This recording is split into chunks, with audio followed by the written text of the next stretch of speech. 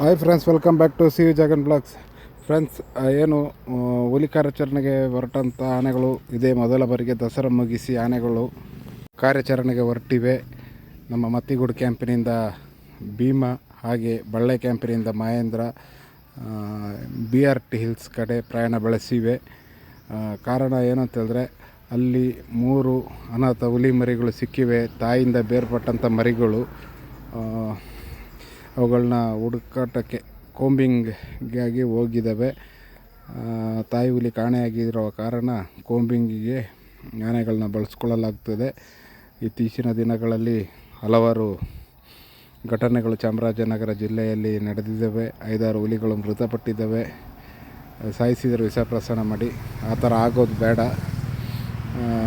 ಆದಷ್ಟು ಶೀಘ್ರ ಈ ತಾಯಿ ಹುಲಿ ಸಿಗಲಿ ಎಂದು ಆ ದೇವರಲ್ಲಿ ಹಾರೈಸೋಣ. Okay friends, thank you.